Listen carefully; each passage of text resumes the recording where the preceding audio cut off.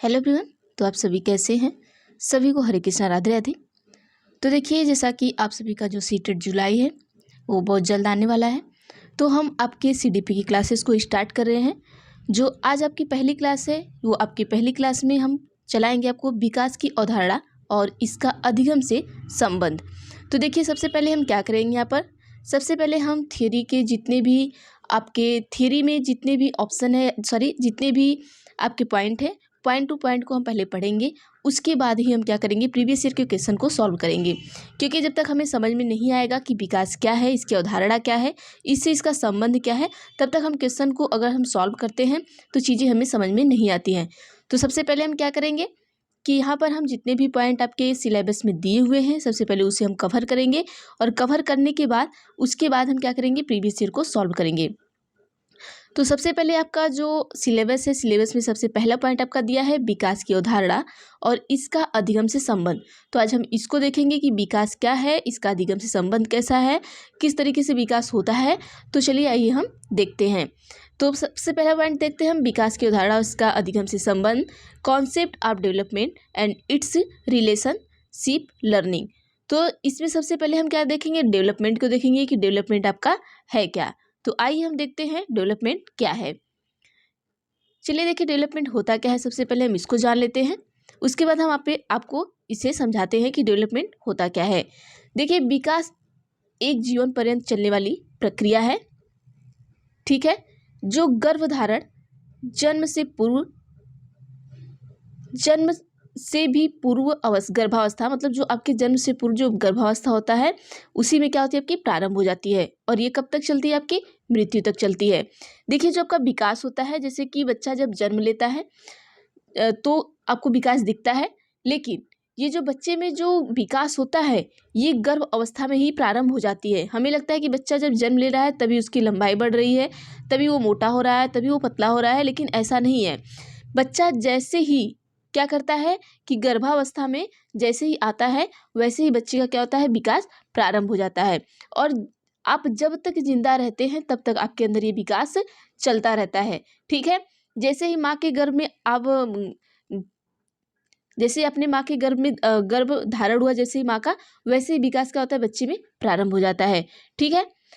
परंतु सभी प्रकार के विकास मृत्यु तक नहीं चलते हैं। देखिए, विकास बहुत तरीके के होते हैं, अलग अलग तरीके के होते हैं, हम आपको नीचे बताएंगे। देखिए, बहुत सारे ऐसे विकास होते हैं जो मृत्यु तक तो आपके चलते हैं, लेकिन बहुत सारे ऐसे विकास होते हैं जो मृत्यु तक नहीं चलते हैं, ठीक है। जैसे कि मृत्यु तक कौन सा नहीं चलता, जैसे आपकी लंबाई है, ठीक है। हम यहाँ पर आपको फिगर के थ्रू समझा देते हैं। जैसे कि आप क्या हैं, यहाँ पर आप हैं, ठीक है। आप क्या कर रहे हैं कि मृत्यु तक मोटे हो रहे हैं, पतले हो रहे हैं, ठीक है। लेकिन तो मृत्यु तक क्या आपकी हाइट बढ़ेगी? नहीं। एक ऐसा समय आएगा जब आपकी हाइट रुक जाएगी। तो आपकी हाइट का बढ़ना भी क्या आपका विकास है। तो ये यहाँ पर कह रहा है कि विकास मृत्यु तक नहीं चलते। बहुत से ऐसे विकास है जो आपकी मृत्यु तक नहीं चलते। जैसे कि शारीरिक विकास की जो अवस्था होती है शुरू होने पर क्या होती है, रुक जाती है या पूर्ण हो जाता है। जैसे कि हमारे शरीर का जो विकास होता है उसकी जो वयस्कावस्था होती है, वयस्कावस्था शुरू होने पर क्या होता है, रुक जाता है। जैसे आप वयस्कावस्था में पहुंचते हैं वैसे ही आपकी लंबाई बढ़ना क्या हो जाती है, बंद हो जाती है, ठीक है। अगला हम देखते हैं क्या है, विकास क्या है, एक निरंतर चलने वाली प्रक्रिया है। विकास क्या है, निरंतर चलने वाली प्रक्रिया। निरंतर का मतलब लगातार चलता है आपका विकास, ठीक है। परंतु विभिन्न आयु स्तरों पर इसकी गति में परिवर्तन होता रहता है। मतलब आप जिस आयु में पहुंचेंगे, जैसे गर्भावस्था में इसका जो आपका परिवर्तन होता है, गर्भावस्था में जैसे गर्भावस्था हो गया आपका, ठीक है, शैशवावस्था हो गया, वयस्कावस्था हो गया, तो जितने भी अवस्थाएं होती हैं उसमें कम ज़्यादा या किसी में कम विकास हुआ, किसी में ज़्यादा विकास हुआ, इस तरीके से चलता रहता है। तो इसलिए कह रहा है कि ये चलता तो आपका निरंतर है, लेकिन आयु स्तरों पर इसकी जो गति में परिवर्तन होता है वो अलग अलग होता है, ठीक है। आयु के स्तर पर गति में परिवर्तन होता रहता है। मानव विकास की जो अवस्थाएं हैं वो निम्नलिखित है। हम अवस्थाओं को भी देख लेते हैं। अवस्थाओं को देखने से पहले हम एक बार इसको क्या करेंगे, दोहराएंगे, ठीक है।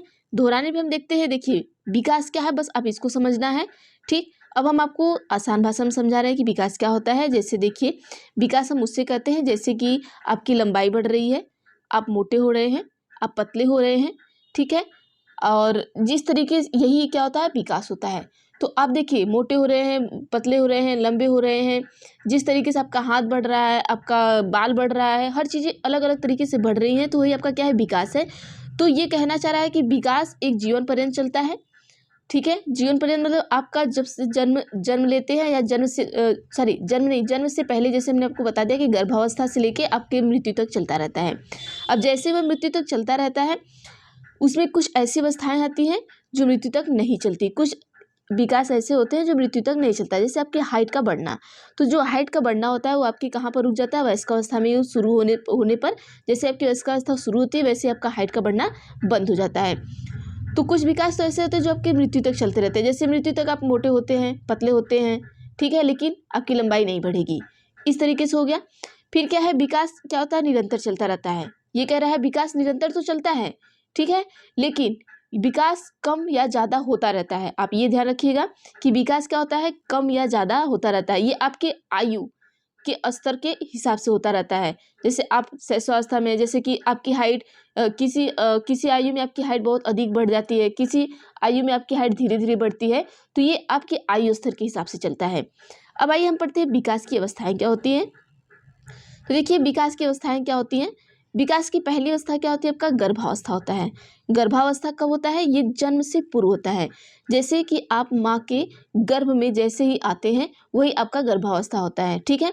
ये जन्म से पूर्व, आप जब पैदा नहीं होते हैं, जब माँ के पेट में रहते हैं, वही आपका क्या है, गर्भावस्था है, ठीक। अगला हम देख लेते हैं क्या है। अगला आपका शैशवावस्था है। शैशवावस्था क्या होता है आपका, शैशवावस्था वह अवस्था होती है जो जन्म से 6 वर्ष तक चलता है। बच्चा जैसे ही जन्म लेता है उसकी शैशवावस्था वहीं से स्टार्ट हो जाती है, और वो चलता कब तक है, आपका 6 वर्ष तक चलता है। ये चीज़ आपको ध्यान रखनी है, ठीक है। बाल्यावस्था क्या होता है, बाल्यावस्था आपका 6 से 12 वर्ष तक होता है।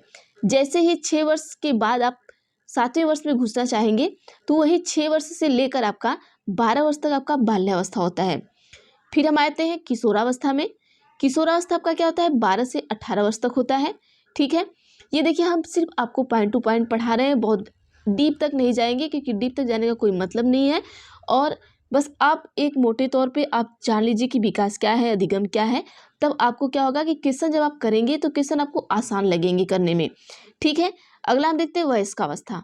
वयस्कावस्था हमारा क्या होता है, 10 वर्ष से मृत्यु तक, ठीक है। 10 वर्ष से मृत्यु तक हमारा क्या चलता है, वयस्कावस्था चलता है। अभी हमने आपको बताया कि वयस्कावस्था में आते ही, सॉरी यहाँ पे 10 वर्ष नहीं रहेगा, यहाँ पर 18 वर्ष कर लीजिएगा। 18 वर्ष किशोरावस्था के बाद, यहाँ पे ये प्रिंट में थोड़ा गड़बड़ हो गया है, तो 18 वर्ष से जो आपका मृत्यु तक होता है वो क्या होता है, आपका वयस्कावस्था होता है। इसी में आपका प्रौढ़ावस्था भी आ जाता है, जैसे किशोरावस्था के बाद प्रौढ़ावस्था हो गया, वयस्कावस्था हो गया, इस तरीके से आता है आपका, ठीक है। अब ये हमने देख लिया आपके विकास की अवस्थाएं। विकास की अवस्था कितना देखा हमने, 5 देखा। कौन कौन सा, गर्भावस्था, शैशवावस्था, बाल्यावस्था, किशोरावस्था और कौन सा, वयस्कावस्था। तो वयस्कावस्था में आप ये बना लीजिएगा, यहाँ पर 18 वर्ष से मृत्यु तक रहेगा, ठीक है। अब हम यहाँ पर देख लेते हैं क्या होता है कि परंतु बाल विकास अथवा बाल मनोविज्ञान देखकर केवल किशोरावस्था तक का ही अध्ययन किया जाता है। देखिए, अब यहाँ पर हम देखते हैं कि जो हमें पढ़ना है वो कहाँ तक पढ़ना है, तो हमें क्या करना है, किशोरावस्था तक ही पढ़ना है। किशोरावस्था मतलब आपको 12 से 18 वर्ष तक ही पढ़ना है, ठीक है। कहाँ तक, यहाँ से लेके आपको गर्भावस्था यहाँ पर आ गया, ठीक है। आपको गर्भावस्था पढ़ना है, शैशवावस्था पढ़ना है, बाल्यावस्था पढ़ना है और किशोरावस्था, इतना ही में 4 अवस्थाएं पढ़नी है आपको, ठीक। आगे हम देखते हैं मानव विकास। विकास क्या है, पहले ये देखते हैं। देखिए, मानव विकास क्या होता है। देखिए, मानव विकास मात्रात्मक और गुणात्मक दोनों होते हैं, ठीक है। जो विकास होता है, अब देखिए विकास की हमने क्या पढ़ी, अवस्थाएं पढ़ी। अब विकास क्या होता है, देखिए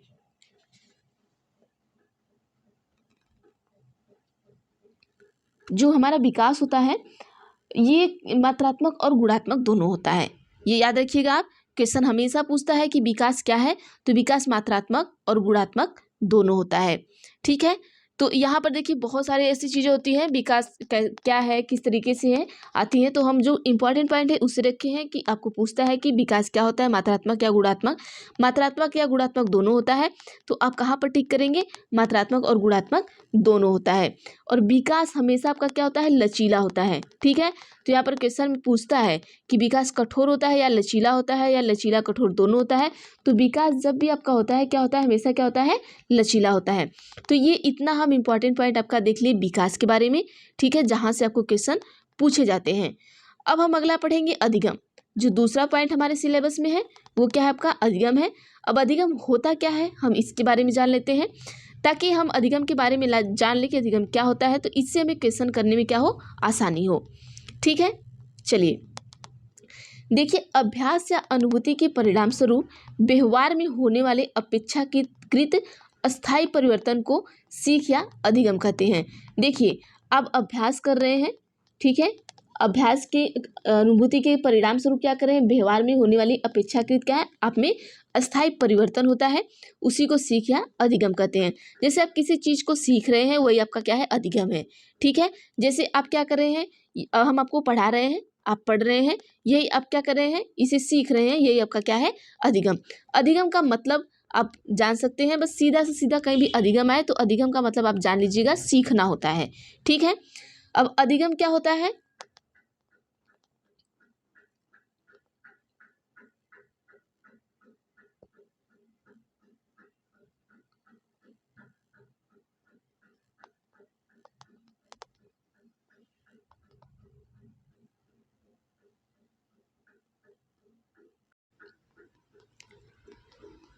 देखिए आपको पता चल जाएगा कि अधिगम का मतलब क्या होता है। अधिगम का मतलब आपका सीखना होता है, ये आप याद रखिएगा। ठीक है, अधिगम की प्रक्रिया भी क्या होती है, जीवन पर्यंत चलती है। कैसे जीवन पर्यंत चलती है कि आप देखिए, आप जैसे ही शैशवावस्था में आते हैं, चीज़ें धीरे धीरे आप सीखना स्टार्ट कर देते हैं, अब मृत्यु तक चीज़ों को सीखते रहते हैं। अब कुछ लोग कहेंगे कि हम तो मृत्यु तक पढ़ते नहीं हैं, जरूरी नहीं है कि अधिगम में आपका पढ़ना ही आता हो। अधिगम में अगर आप चाय पीना भी सीख रहे हैं तो ये आपका क्या है, अधिगम है। ठीक है, तो जो अधिगम होता है वो मृत्यु तक चलता है या जीवन पर्यंत चलता है, ये भी आप याद रखेंगे। ठीक है, अधिगम की प्रक्रिया जन्म के तुरंत बाद से प्रारंभ हो जाती है। जैसे अभी हमने आपको बताया कि जैसे ही आप जन्म लेंगे वहाँ से आप सीखना धीरे धीरे स्टार्ट कर देते हैं। ठीक है, जैसे ही आप जन्म लेंगे वहाँ से आप सीखना क्या कर देते हैं, शुरू कर देते हैं। अब लोग कहेंगे हम तो छोटे होते हैं, बच्चे होते हैं, तो कैसे सीखेंगे। देखिए, जैसे ही आप छोटे होते हैं, बच्चे होते हैं, क्या करते हैं, आप दूध किस तरीके से मांगना है, तो क्या करते हैं, आप रोना स्टार्ट कर देते हैं। आपको भूख लगती है तो हाथ पैर को फेंकना स्टार्ट कर देते हैं। तो ये चीज़ें आप एक तरीके से सीख रहे होते हैं। या फिर कोई चीज़ें आपको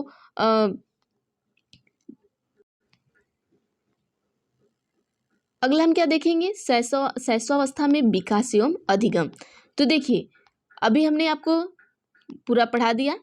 ठीक है, अब यहाँ पर हम देखेंगे शैशवावस्था में विकास एवं अधिगम कैसे होता है, क्या होता है, उसके बारे में। फिर हम आपको देखेंगे शैशवावस्था, फिर बाल्यावस्था, किशोरावस्था, ये सारी चीज़ें हम क्या देखेंगे, अधिगम में देखेंगे। तो देखिए, हमें ये 4 पढ़ना था, हमने आपको अधिगम बता दिया, बाल्यावस्था, और फिर उसके बाद क्या बता दिया, इसके पहले हमने क्या बताया आपको, विकास के बारे में बता दिया। ठीक है, विकास के बाद हमने बता दिया कि अधिगम क्या होता है। अब देखिए, अब हम क्या बताएंगे आपको कि शैशवावस्था में विकास एवं अधिगम कैसे होता है और किस तरीके से होता है। ठीक है, फिर हम बाल्यावस्था में विकास अधिगम पढ़ेंगे, किशोरावस्था में पढ़ेंगे, मतलब जितने भी अधिगम हमें पढ़ने हैं, जितने भी जितने भी अवस्थाएं हैं, सारे अवस्थाएं में हम अधिगम को पढ़ेंगे कि सारे अवस्थाओं में हम कैसे सीखते हैं। अधिगम का मतलब हमने आपको क्या बताया, सीखना बताया। तो हम चारों अवस्थाओं में पढ़ेंगे कि चारों अवस्थाओं में हम जैसे ही प्रवेश करते हैं हम किस तरीके से सीखते हैं, ये चीज़ें हमें ध्यान देनी है। तो सबसे पहला हम अवस्था देखते हैं, शैशवावस्था। देखिए, गर्भावस्था में तो हम सीखते नहीं हैं, जैसा कि हमने आपको बता दिया कि जो अधिगम होता है वो आपका स्टार्ट कहाँ से होता है, शैशवावस्था से स्टार्ट होता है। लेकिन आपका जो विकास होता है वो कहाँ से स्टार्ट हो जाता है, आपके गर्भावस्था से ही स्टार्ट हो जाता है।